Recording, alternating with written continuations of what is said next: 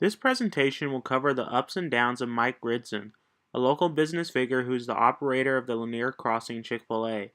I think it's important to take away from his story that our path in life can take many different directions, and I doubt Mike knew he wanted to be a Chick-fil-A operator when he was just a young man in college.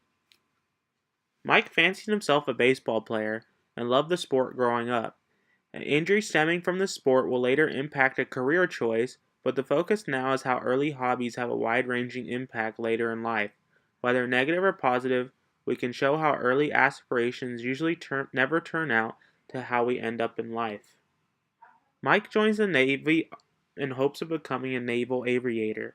The injury from baseball prevents him from becoming a pilot, but he continues training and serving, doing the best he can do to do his duty. This patriotic ideology later becomes a way he gives back to the coming community. Mike diverges from his path of being a naval aviator and decides to become a social studies educator. It's one he didn't expect entering into the Navy, but it's the option at the present. He makes sufficient money, but notes he's not comfortable and is barely getting by. During this period of his life, he develops a long-lasting respect for education. Mike decides that he wants to live a better life and starts looking for other paths of income. He realizes at this point that education is something he wants to leave from, but still applies the principles he learned during this time in his operation of Chick-fil-A today. This is another turning point in Mike's life.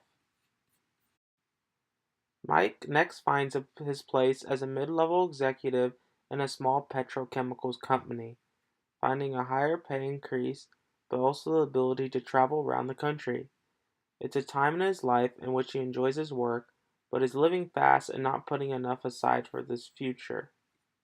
During this period as a petrochemicals executive, his fast living leads to a number of love interests and is presented with an ultimatum. His future wife tells him he has to make a choice between her and his other interests, or else she would leave. Realizing how important she is, he goes with his guts and decides that she is the one for him.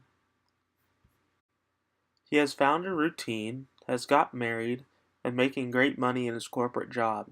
He has come from naval prospect to educator to now happily married, living a good life in Houston. At this point in his life, he sees as set in stone, not realizing what is coming around the corner. In the late 80s, during Mike's corporate career, there's an economic downturn. He's forced into an early retirement without any real savings, and he crawls the night he finds out and breaks down and cries. He didn't predict this and has no plan to get himself out. This for him becomes a turning point in his life. In desperate need of financial help, Mark has no idea where it will come from. A close friend realizes the situation Mike is in, and he offers him $3,000 to get back on his feet. Mike gladly accepts the money, emphasizing the importance of relationships and close friends. Without meeting this friend, his path could have radically been different. By another recommendation from a friend, Mike is guided to work at a local Chick-fil-A. It pays minimum wage, but it's work that Mike is glad to receive. He begins as a low-level employee at 43 years old, with a degree and years of corporate experience under his belt. He is embarrassed, but not really thinking of how could this benefit him. Mike has labored over 3 months at the Chick-fil-A, closing and opening the restaurant faster and making dining room cleaning more efficient. He is quickly promoted through the ranks and finds that he has boosted sales in the restaurant.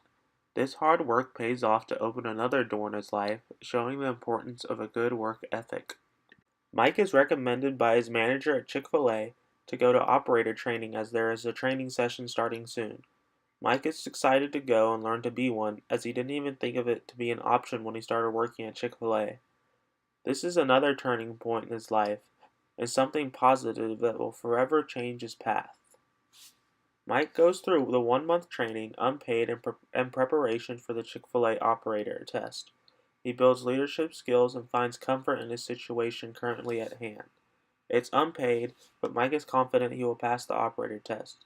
Mike has been given a second chance and doesn't want to waste the opportunity. Mike, at the end of his training, takes the operator test and passes flying colors. He goes through the mandatory screening process and starts trying to decide the Chick-fil-A he wants to operate. Chick-fil-A requires operators to go where they're assigned to, and Mike was given the option for an already established Chick-fil-A in Sandy Springs or a new location opened up in Cumming, Georgia. On the opinion of his wife, Mike chooses the Lanier Crossing Chick-fil-A, and he establishes himself in a new community. He contributes yearly to local schools and youth sports and has become known for giving away free ice cream for kids. Lanier Crossing Chick-fil-A is constantly busy and attests to the skills Mike has gained over his years in life. During this presentation, Mike reflects on his grandmother. He says she was one of the hardest working people he knew, and attests his work ethic to her. Mike's path would have gone differently if he hadn't put the axe to the grind and put in the hours he needed for his life to work out. Yes, Mike is older and probably would like to retire soon, but his turns in life show that Chick-fil-A is not his final chapter. Maybe he might be a pilot one day or a famous baseball player, but his legacy in Cumming, Georgia will be forever remembered as Chick-fil-A operator and local do-gooder. Mike's ups and downs shows us how one man's journey can have many different directions.